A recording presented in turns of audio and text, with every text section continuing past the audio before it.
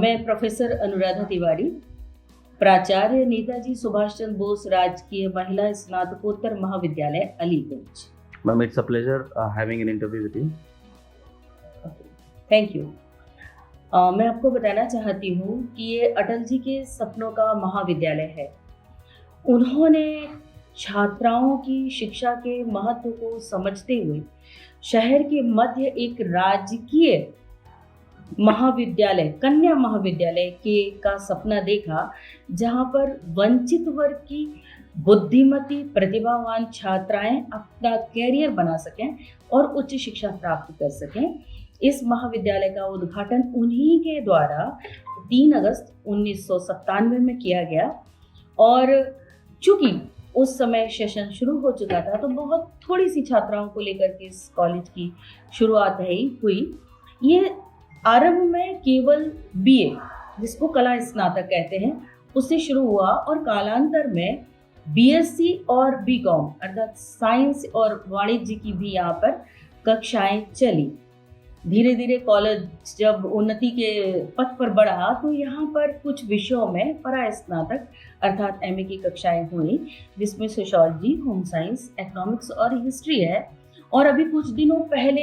इस महाविद्यालय को जूलॉजी एमएससी की कक्षाएं चलाने की भी अनुमति मिली और वो भरपूर तरीके से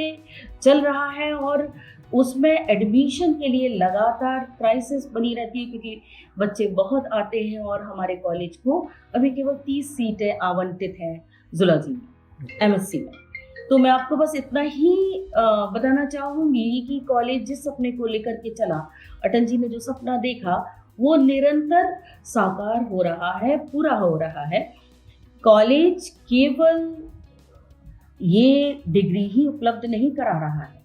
उसके अलावा छात्राओं के सर्वांगीण विकास के लिए भी कॉलेज अपनी गुणवत्ता के साथ साथ छात्र हित, छात्रों के व्यक्तित्व और छात्रों की प्रतिभा को विकसित करने के लिए निरंतर कटिबद्ध है। इस कॉलेज ने 2 बार 2018 में और 2015 में नेक कराया, जिसमें उसको बी ग्रेड प्राप्त हुआ और निरंतर तीसरी बार वो नेक कराने के रास्ते पर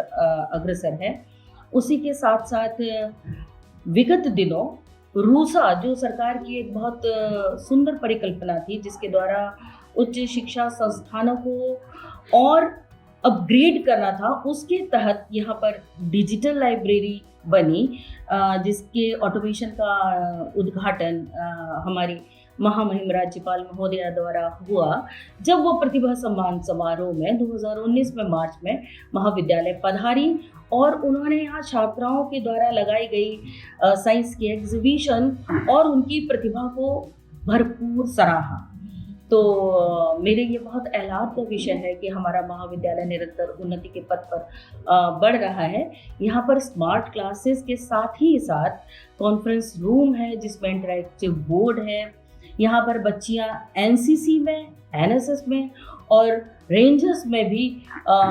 शामिल होती हैं और एनसीसी की कई छात्राएं तो काफ़ी आगे तक दिल्ली में परेड तक शामिल हुई हैं। और एक बात मैं आपको बताना चाहूँगी कि ये जो एक विभीषिका गुजरी या जो थोड़ी सी चल भी रही है, उस काल में भी एनसीसी के बच्चों ने अपनी सघन सामाजिक सेवाएं लोगों को दी और एक बच्चियों का ग्रुप जिसने यहाँ पर लोगों को ऑक्सीजन मुहैया कराई लगातार, जिनको अलग अलग प्लेटफॉर्म्स के द्वारा बहुत सराहा गया। और एक भी दिन ये महाविद्यालय उस कोरोना काल में शांति से नहीं बैठा, सोशल सर्विस तो करता ही रहा, साथ ही साथ मानसिक रूप से कोई परेशान न हो और हम थोड़ा सा उद्धत बने रहे, हम उन्नत बने रहे। तो लगातार गुणवत्ता परक वेबिनार्स, जिनकी संख्या करीब 42 है, उसका भी संचालन हुआ यहाँ इस कॉलेज प्लेटफॉर्म के द्वारा। तो इन सारी चीज़ों को साथ लेता हुआ पूरी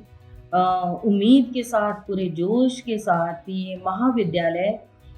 उन छात्राओं के लिए निरंतर प्रयासरत है जो किसी कारणवश,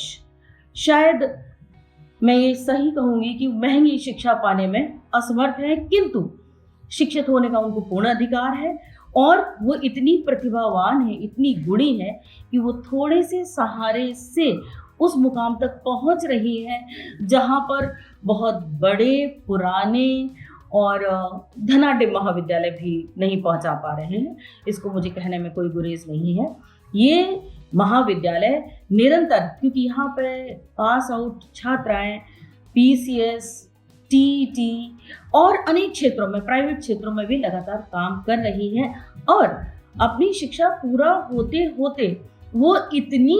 आत्मविश्वास से भरपूर हो जाती हैं कि वो समाज के किसी भी क्षेत्र में, किसी भी कार्य में पूरी तैयारी के साथ आगे उतरती हैं, जिससे सरकार की जो मंशा है कि कम लागत पर, कम पैसे में लड़कियां अच्छी शिक्षा पाएं, शिक्षित हों, क्योंकि आप जानते हैं कि एक शिक्षित नारी पूरे परिवार और समाज में अपना योगदान देती है। तो उस परिकल्पना को ये महाविद्यालय निरंतर परिपूर्ण कर रहा है।